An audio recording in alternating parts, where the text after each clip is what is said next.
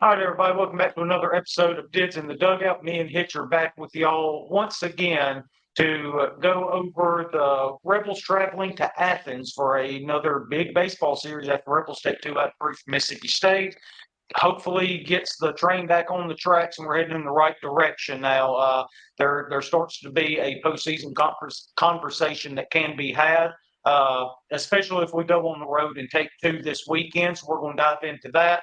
Also, a little women's basketball talk for you at the top of the show. And we'll get into all of that here in just a little bit. First, I'm going to tell y'all we are brought to y'all each and every week by Rhythm, the absolute best sports handicapping app out there. They've released the golf models right before the Masters. We've been telling you all about that for several weeks now. Those went live before the Masters hit. So I saw a lot of people on Twitter that had built models for golf, and they apparently had a good bit of success during the Masters this week, so good for them. You still got the NBA going on as well. Playoffs are firing up. You got the play-in tournament going right now, and the other playoff games kick off this weekend. So go download Rhythm at the Apple Store, Google Play, sign up, and you get 7 days free. Build your own models or have them build models for you with their AI-backed data. And start winning some money in NBA and golf leading into the big NFL and college football season that's coming up. So y'all go give them a try. That's Rhythm, RITHMM, and the app in the App Store or Google Play. All right, Hitch, good to have you back again this week. You doing all right, buddy?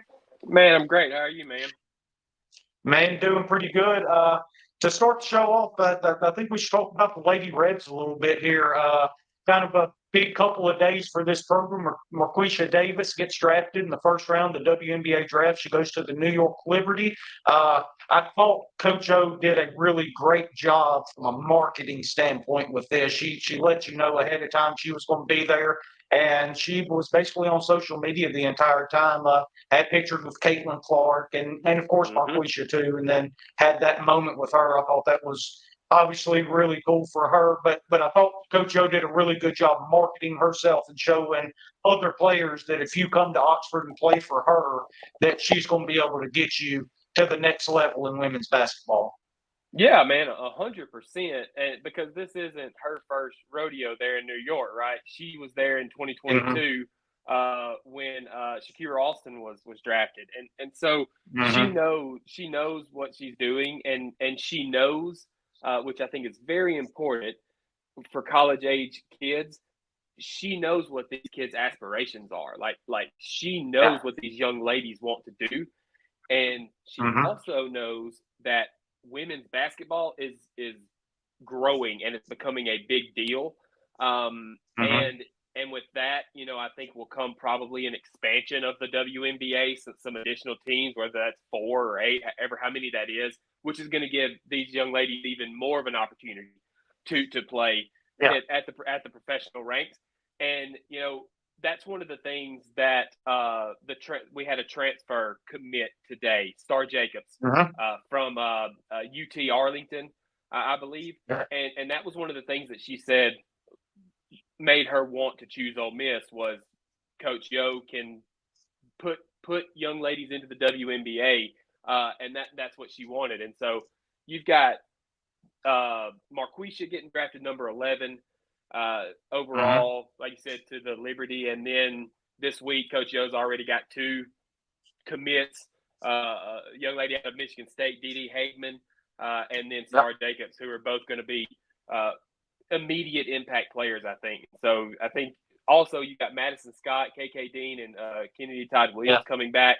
All of that. And then there were some girls, sorry, I don't want to keep saying young ladies, some women that were on that team who were younger, freshmen and sophomore, who are going to have another year of experience. And I think Coach Joe's putting together a team that's going to at least make some noise in the SEC and in more noise than they've made the past couple of years in the NCAA tournament.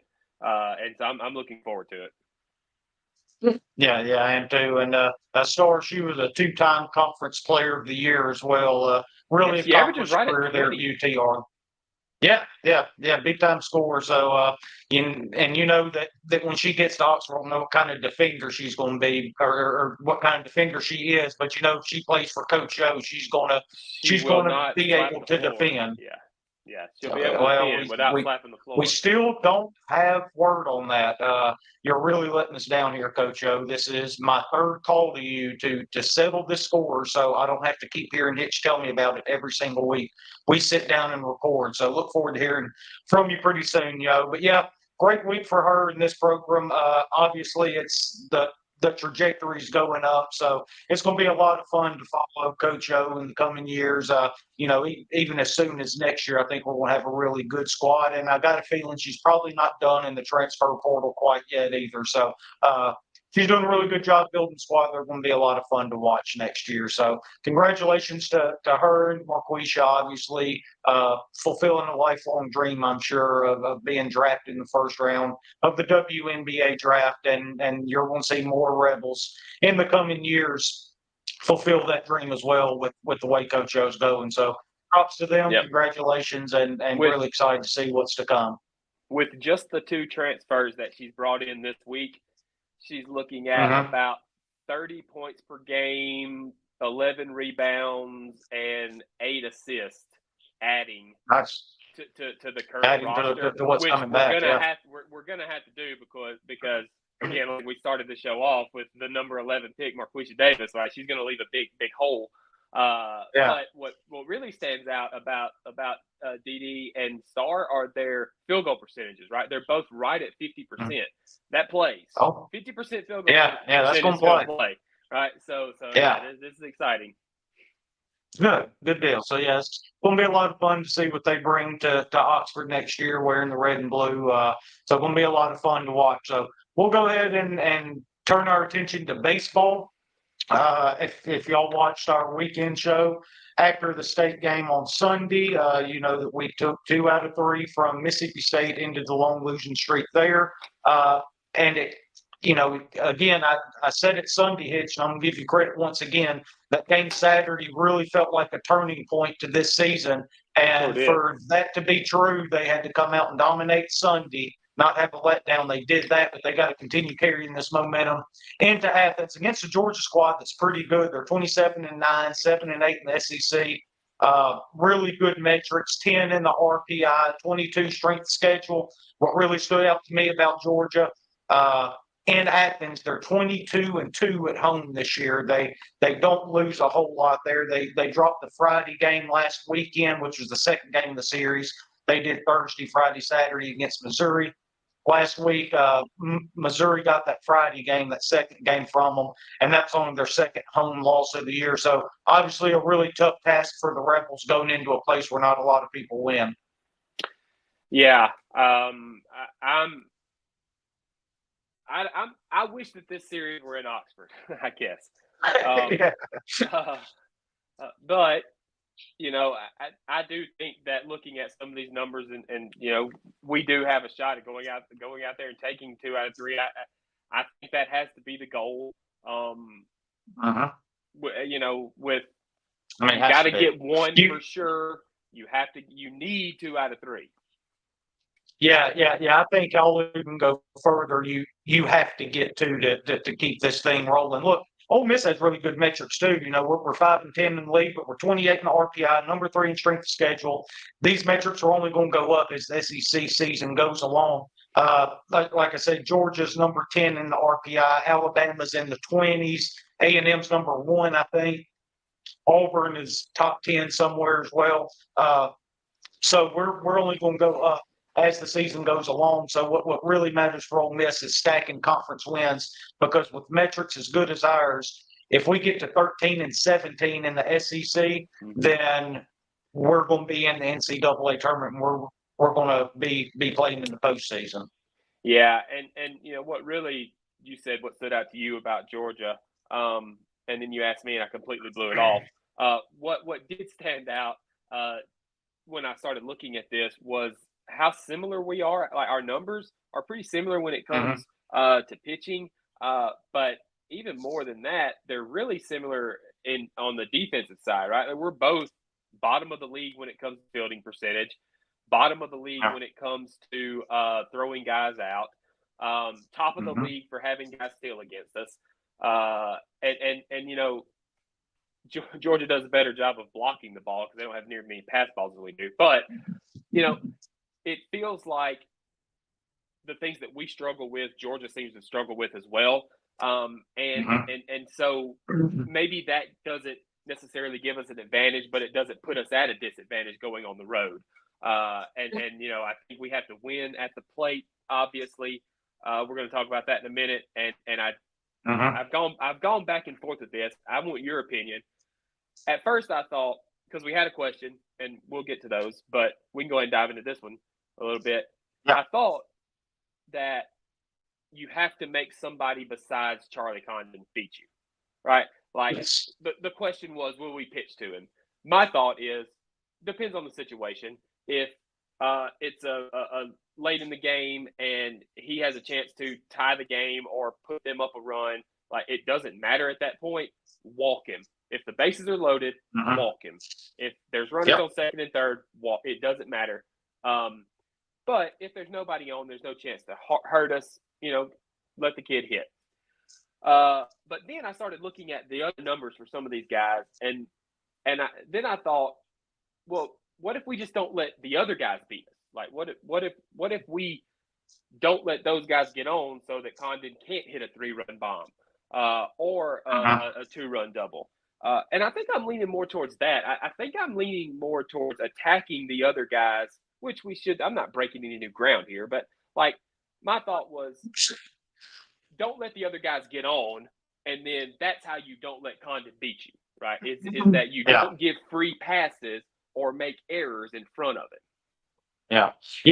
Mine's pretty simple. I remember the year was 2003, and the Atlanta Braves were playing the San Francisco Giants, and the Giants had a outfielder by the name of Barry Bonds, and he hit everything. He hit everything. And not only did he hit everything, he hit it out of the park more times than not. The Braves had a manager at that time by the name of Bobby Cox, who wasn't scared of nobody, and I mean nobody. And first game of that series, they asked Bobby how he was going to attack Barry Bonds if they were going to walk him. He said, absolutely not. We don't walk anybody. I don't care who you are. You got to earn everything that you get off of this pitching staff and off of this team. Well, first at bat of the game for Barry Bonds, and he hits it about 475 into the bay. Okay. Comes up again, and Bobby's holding up 4 fingers. Intentional walk. Well, that was with the bases empty. He comes back up in the 9th inning, runners on the corners, down 1 with 1 out, and he intentionally walks him again to load the bases and just decided that Barry Bonds wasn't going to beat him.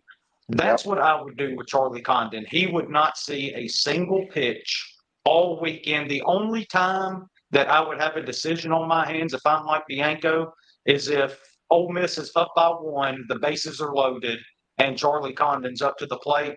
That's the only time I even consider throwing him a pitch, and I still might walk his ass and just walk in the time run and deal with somebody else after that. This kid is on another level, dude. And I know what you're saying. About, you know, attacking the other guys and not letting them hit the 3-run bomb or 3-run double, anything like that. The way that we play right now, I don't even want to give him an opportunity to hit the solo bomb. I literally want everybody else to beat us except for Charlie Condon. Now, if somebody else comes up and hits the bomb and he scores, then so be it. I literally do not throw him a pitch in these 3 games until I absolutely have to, and then I'll make the decision at that point, only if the bases are loaded, and then I'll consider it. Yeah, he's pretty crazy. But no, I don't pitch to him. His splits are pretty crazy. He's hitting 417 against lefties and 505 against righties. His slugging percentage is over 1,000 on the year. Yeah, man, I get it. What do you do with that? No, I don't have an answer. Like, you know, nobody does. He's hitting like 486 on the year. I mean, there is no answer for Charlie Condon except for to put him on first base and go after the next guy. I think that's the only answer. Now, do I think that's what we're going to do? No, I don't think that's what we're going to do. If he comes up with nobody on base, then Mike's going to attack it, especially on Friday, right? If Maddox is throwing well and got that sinker working low in the zone, that's going to be a tough pitch to hit out of the ballpark. I think Riley's only given up 2 home runs all year, if I've got that right. But outside of that, I mean, I don't know what you do with him though, but I personally don't throw him a pitch. Yeah. So I think my answer is it depends on the situation, right? If there's no chance for him to hurt us, I pitch to him. If there's a slight chance for him to hurt us, I put him on. What I think the actual answer to the question is that we're just going to pitch him like we pitch everybody else. Like we're just going to pitch to him because I think that's what Mike does. I've seen him do it. But there are some other guys on this Georgia team that could really hurt us. Corey Collins, man, I think he's not talked about enough. I mean, he's got 9 home runs and 58 at bats. And he's hitting 414. Oh, I'm sorry. No, it's more than that. That's just against right-handed pitchers, right? Yeah. I think you're looking at splits there. Yeah, right. He's got 12. He's got 12 home runs and 80 at bats. That's, you want to talk about wild numbers? That's pretty crazy for a college kid to in half the at bats. Half the at bats of everybody else. He's got 12 bombs and he's hitting 400. I think they're better against right-handed pitchers than they are left-handed pitchers. I think that Liam Doyle on Saturday could give this Georgia lineup. He has a chance to have a real good one. Yeah. Yeah, I think he has a chance to give these guys some problems. We talked about Charlie Condon already. He's going to do what he does. But as far as left versus right split, you're looking at a pretty drastic difference when it comes to batting average against right-handed versus left-handed. As a team, they're hitting like 230. They're hitting like 235 as a team against left-handed, and they're hitting like 290 against right-handers. So hoping that Liam Doyle can come out and kind of shut them down on Saturday. We take Friday night with Riley Maddox, Saturday with Liam, and then Mason Nichols comes in on Sunday for the sweep. I know that would be absolutely incredible. Actually, I'm showing them against righties hitting 332 as a team, and against lefties 288. But still, to your point, there's a 50-point difference there between lefty and righty splits there. But yeah, this is a lineup that can really hurt you. Corey Collins, you've already pointed out. Dylan Goldstein, he's got 9 home runs, and he's one of the guys that actually hits lefties better. A 297 against righties versus 381 lefty there. So that's the guy that maybe you look. Yeah, I know with 1143 OPS against lefties. Now, one of the biggest differences in the splits, Fernando Gonzalez here. He's hitting 347, 972 OPS against righties with 5 home runs. You look at him against lefties, though, and in 25 at bats, he's only got 3 hits, hitting 120 with a 400 OPS. Again, all of this leads to your point that Liam Doyle has a chance to really have success on Saturday if we can find a way to take this game on Friday night and really set ourselves up well. And, it's kind of frustrating because we've had that opportunity the past 2 Friday nights, both against Arkansas and Mississippi State. Riley Maddox has thrown more than good enough to give our team a chance to win those games. I know the state game got away from us late there with that 7-run inning, but he kept us in it for the most part there. One of the things that I asked you about before we hit record, and I was happy that me and you both picked up on this at the same time before we ever talked about it. I think one of the big keys to this series, and I think Mike's probably going to see this too, I doubt me and you are the only two that are noticing this hitch. Georgia pitchers really struggle against left-handed hitters.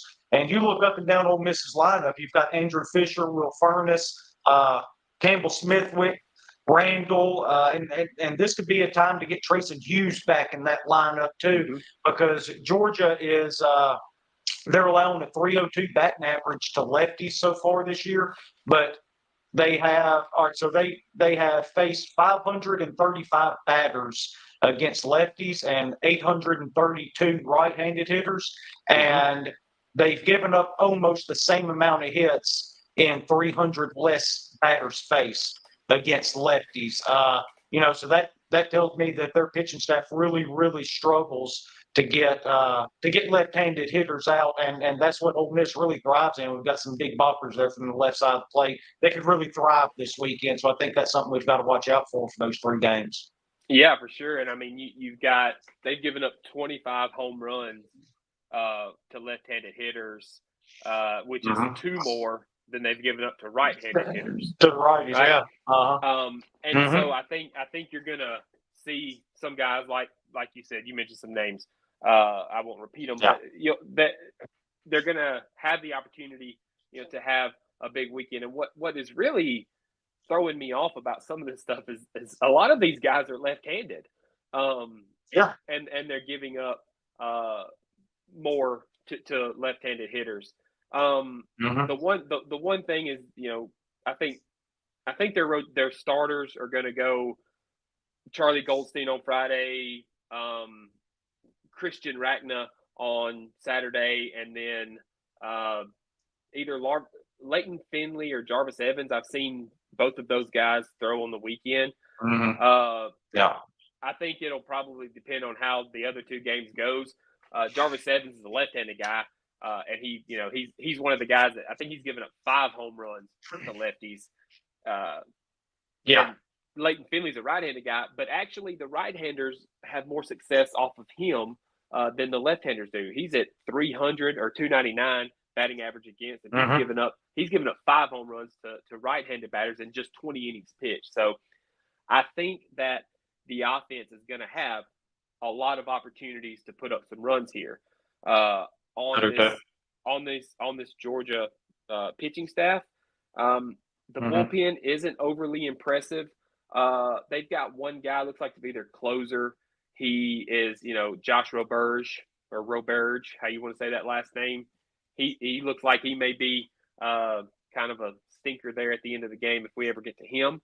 But other than that, I don't foresee us going out there and getting 1, 2, 3 hit and scoring 3 runs all weekend. I think we're going to be able to put up some runs this weekend. And I don't have it in front of me, so I don't remember off the top of my head. We touched on it a little bit on Sunday. I think this Georgia pitching staff gave up quite a few runs to Missouri, and they're the worst offense in the SEC, right?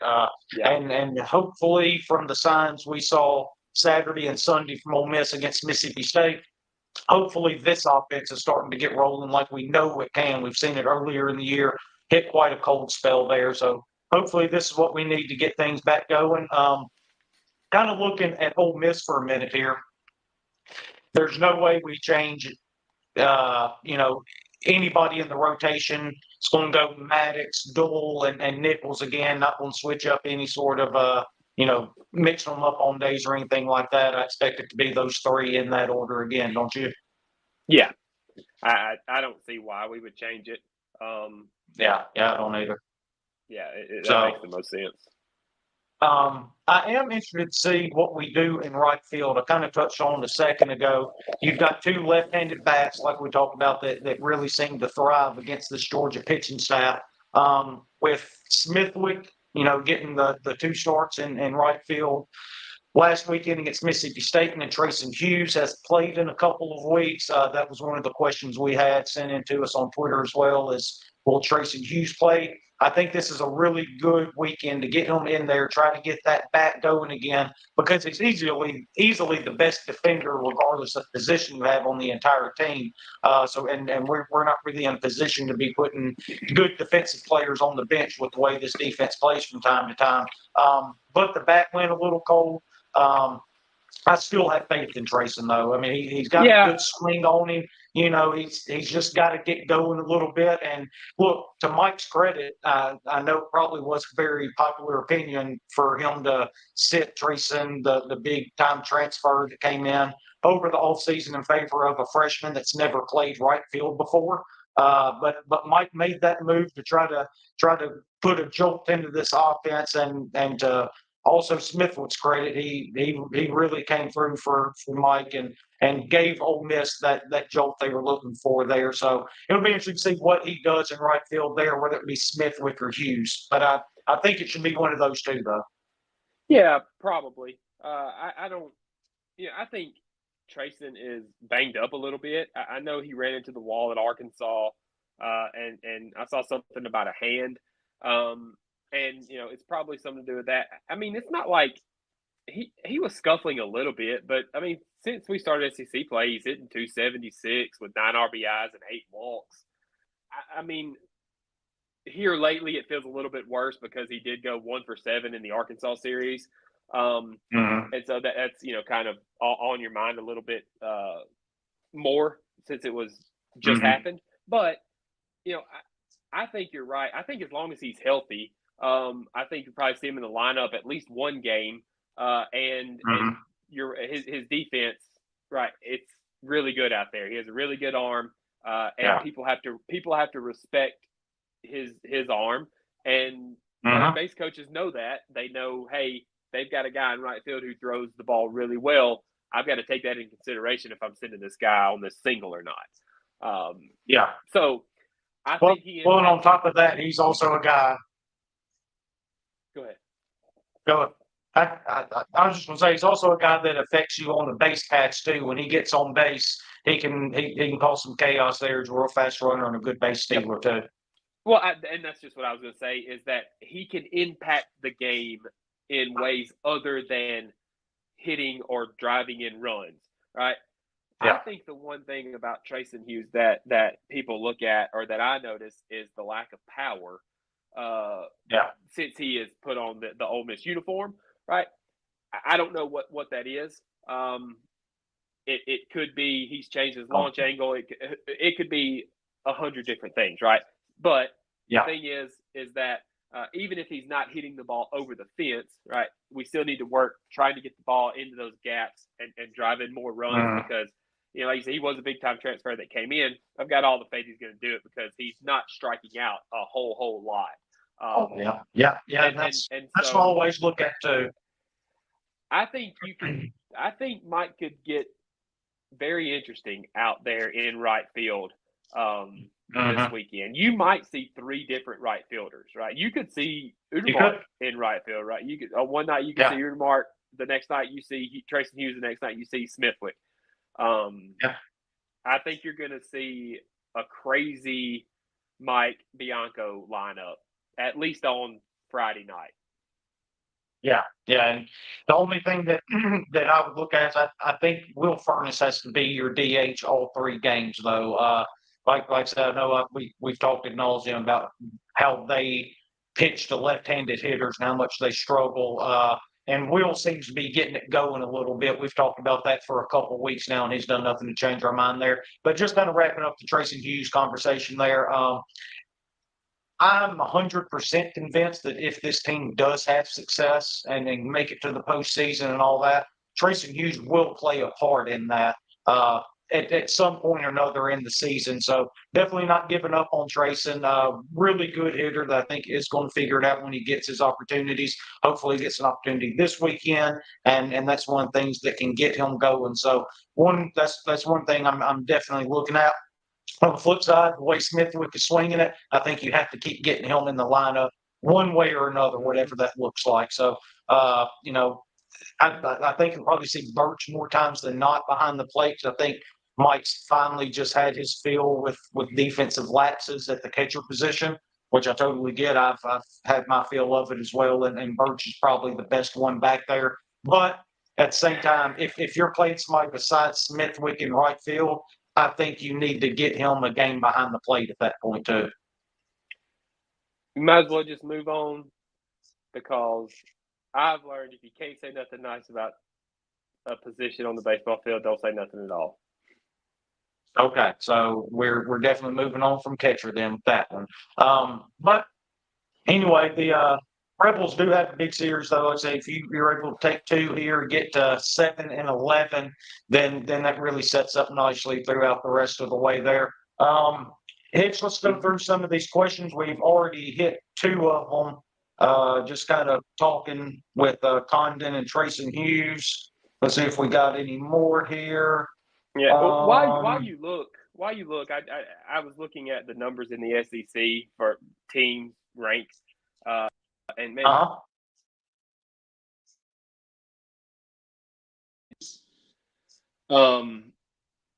But if you take, and I know that you can't do this, right? I know that this is dream world, but if you were to take Charlie Condon's numbers out of the Georgia lineup, I mean, they fall from like a 321 average to like a 275.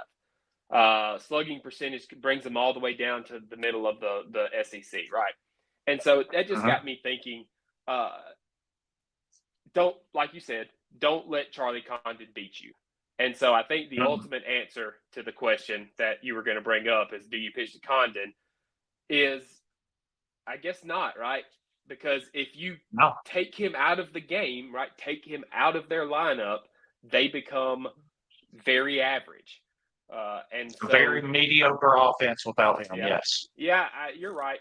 I will take that. I will say I'm wrong. I was wrong on that. Nice. You're right. Okay. We should not pitch to Charlie Condon this weekend. No, just in the very, very rare situations, and in that situation, you still think about walking him anyway, so he doesn't deal the death blow to you. Now, okay, I'm gonna give you a scenario here, Hitch. Bases loaded, 1 out, Ole Miss up by 4. Walk him. 9th inning, you walk him, right? You do not let him swing the bat to try to tie the game up. You put in the 1 run and you deal with somebody else after. Look, we did this 3 years ago. Nikhazy and that year, Hoagland's year at Texas A&M. That first baseman hit, I don't know, 45 home runs against us that weekend. Yeah. And he came up. We were up 3 runs, bases loaded in the 9th inning, and he came to play, and it blew my mind. It's unbelievable. So I know that we're just going to pitch to Condon like we do anybody else, and I halfway respect that because I get it. But I think if you want to try to win these games, I think that you don't have to intentionally walk him, but you don't give him anything to hit. Right? You make him get himself out. I don't even take the chance that I accidentally miss my spot and leave one over the plate to him. That's why I throw up 4 fingers and don't let my pitcher throw a single pitch towards the plate to Charlie Condon. Because now you don't even have to do that. And back in the day, the early 2010s before they changed the rule, they tried that with Austin Anderson. Auburn did, right? Yeah. And that thing floated over the plate, and Austin popped that thing into right field and walked that sucker off in the 10th inning. So, no, I don't even give my pitchers a chance to have that kind of screw up.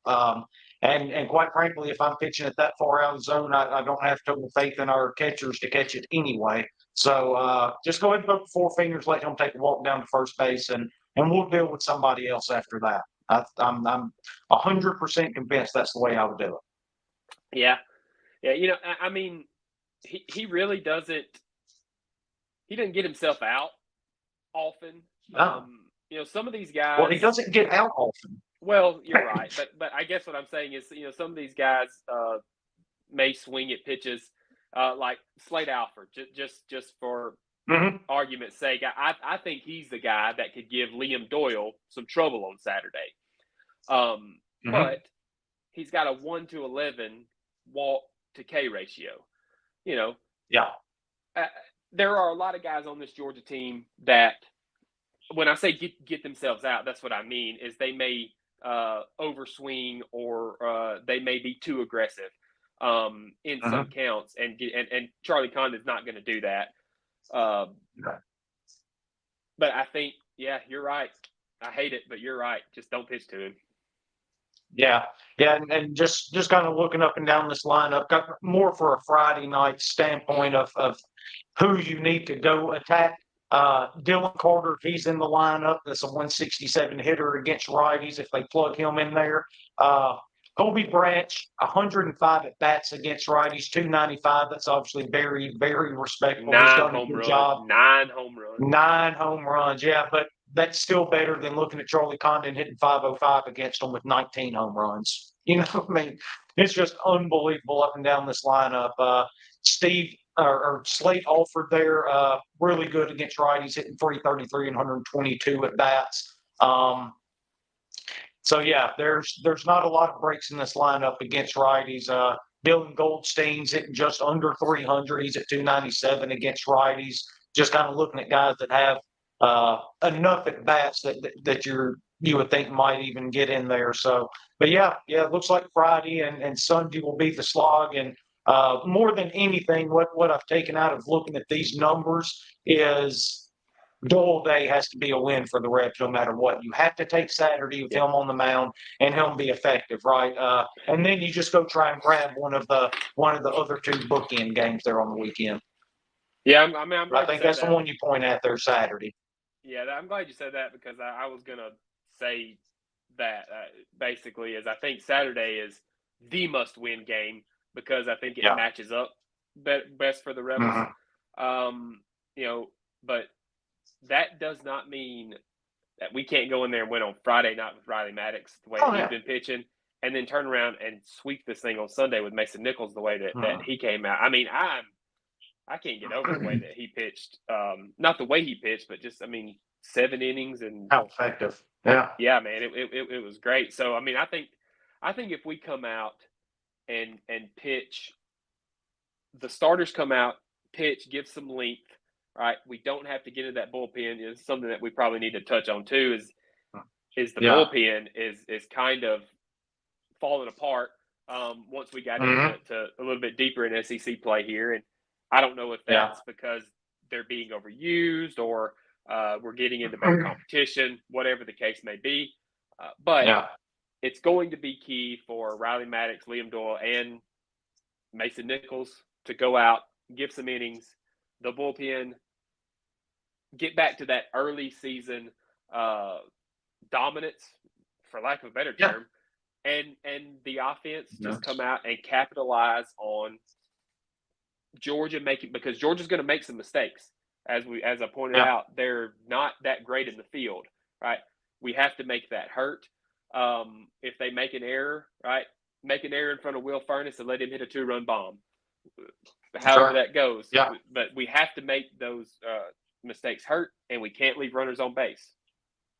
That's right. That's right. And that's one thing that we've really struggled with. But again, something we cleaned up the latter part of Saturday and then all day Sunday against Mississippi State. So hopefully that's a sign of things to come. But yeah, before we get out here, the bullpen was something I did want to touch on because it was such a strength earlier in the year. Are we getting overused? What's going on there? I don't have all the answers, obviously, and neither does Hitch, but we can still talk about it a little bit. Now, I think part of this is you have to look at how ineffective the weekend rotation was that affected our bullpen, right? One, not being able to eat innings and stuff like that, but also you look up and Liam Doyle was a bullpen arm that's now pitching on Saturday for you. Mason Nichols was a great bullpen arm that's now starting on Sundays for you, so he's not an option to come in. Morrell has pitched a lot of innings for us, obviously. Mallets has pitched a good bit for us. Hasn't been quite as effective as he was back his sophomore year. He's coming off Tommy John surgery. Maybe he changes up the pitch mix a little bit. Like he can use his fastball more to set up that slider instead of being slider like he has been his entire career. Maybe that could help him while he works his way back and gets that slider back into form the way it was back in 2022 when nobody could hit it.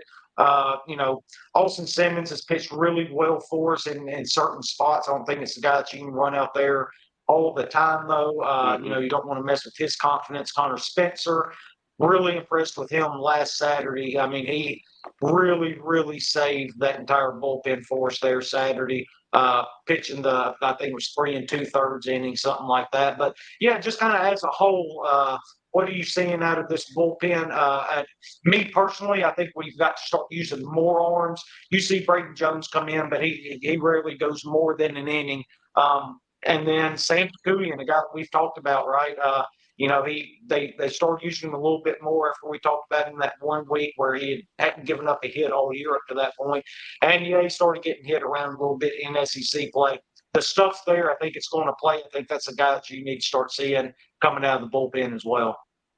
Yeah, and I mean, I think it can't be understated the hit that your bullpen takes when a Mason Nichols, comes out of the bullpen and now he's a starter. Yeah. He was one of the reasons that the bullpen was so dominant. But saying that, there's got to be somebody that steps up and fills that gap, whether it is it can't be Mitch Morrell, right? He's got his role, and he's been great at it. I mean, he's been unbelievable. It's got to be Mallets or I was Braden Jones or one of these other guys that we haven't even seen much of, like Galley or Sam Tekoian.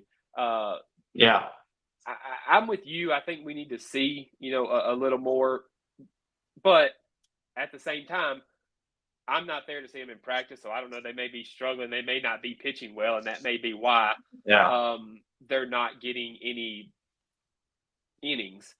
But there's got to be somebody that steps up and fills that Mason Nichols-sized hole for sure. Yeah. And I think it's important to note, too, we're coming towards the end of non-con, midweek, stuff like that, right? We had one canceled in Jonesboro against Arkansas State on Tuesday night. That one will not be made up. I feel pretty confident in that. You don't want to take that RPI hit. So we're just going to let that one go by the wayside. So we only have 3 more remaining, and that's against North Alabama, Mississippi State, and then going to Hattiesburg to play Southern Miss. But when you don't have midweeks, if you can get far enough and get into the postseason, that allows guys like Grayson Saunier, who you would normally rely to pitch a midweek for us, Wes Mendez, those are 2 guys that I think are going to have to step up and come out of this bullpen, and they can help fill that role that Mason Nichols has left with him transitioning to the starting rotation. So those are 2 guys I'll keep an eye on. And obviously both of them aren't going to start midweek, so one of them needs to step up and start doing it this weekend. And so I think that'll be Wes Mendez, though. But look, it wouldn't surprise me if we got into a spot and we needed a righty that Mike would go to Grayson Saunier in that spot this weekend, right? And you let him do whatever he needs to help you win a game, and then you worry about a midweek after that. But I think those are 2 names that could absolutely help us with that. Well, and with the past 2 midweeks being rained out, right, you're looking probably to get Saunier some some live game, some live game, reps. I wouldn't be surprised if he didn't follow up Mason Nichols Sunday. Be the first guy out Sunday or something. Who knows? But yeah, you're right. Or if something like if you're in a tight game on Friday or something, bring him in and let him pitch then, and that still gives him several days rest to be able to come in and pitch for you on Tuesday in the midweek. If you absolutely had to have him, you didn't trust anybody else out there, we'll let him pitch earlier in the weekend. If it's a big spot, though, I don't want to waste Grayson's arm in a blowout one way or another. I want to make sure he gets meaningful innings whenever he does get into the game. So that'll be one thing I'm looking for this weekend. Him, Wes Mendez. I think you'll see Austin Simmons. Mike obviously isn't shy about pitching him, so I think you'll probably see him. But then Tekoian and Braden Jones are those guys that we've seen throughout the year a little bit. Like to see more of them, though. And they need to step up and start taking on a bigger role in this bullpen to help get us through this little spot we're in. So, But Hitch, I guess I'll go ahead and wrap it up there unless you have anything else to add. No, man, you got it.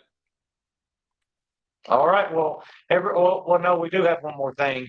Predictions for this weekend. Oh, yep.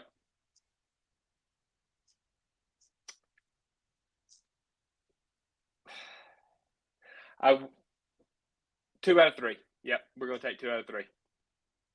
Yeah, I'm at 2 out of 3 as well. Yeah, we're going to take Saturday and Sunday. Saturday for sure. That's where I'm at. I'm at Friday. I'm Friday, Saturday. I think Riley Maddox is due for our offense to come out and put up some runs for him, and I think that they will Goldstein. Right, Charlie absolutely. Goldstein, I think. So I think we're going Friday and Saturday is my two that we're winning, and then we're going to come out and give them hell on Sunday and possibly win that one. Yeah. Look, I'm a firm believer that if Ole Miss wins Friday and Saturday against basically anybody, then we have a real good shot at sweeping, obviously, because I think Mason Nichols may be the best Sunday starter in the SEC, not named Jack Caglione. His stuff has played really well since he's been moved to the rotation these last couple of weeks. Obviously, a small sample size, but I have a lot of faith in Mason Nichols. So I'm saying we win Saturday and Sunday. We back in this thing after a dogfight on Friday night. But I'm also saying 2 out of 3. But again, you're absolutely right that Riley Maddox is definitely due for this offense to pick it up a little bit and give him some runs and really reward him for pitching well. So that'll be interesting to see. So but we both got 2 out of 3. If we take Friday and Saturday, I'm here to tell you we're going to end up sweeping come Sunday. So but anyway. The Rebels are going to get back into this thing. That's going to take us to either 8-10 or 7-11, and then we're cooking with gas at that point. So love what the Rebels are doing, and obviously me and Hitch, we will see y'all Sunday evening after the final pitch of that game. We will hop on here. We will do our weekend recap for y'all, and look forward to talking to y'all then. And until then, hotty toddy and go Rebs. Hotty toddy.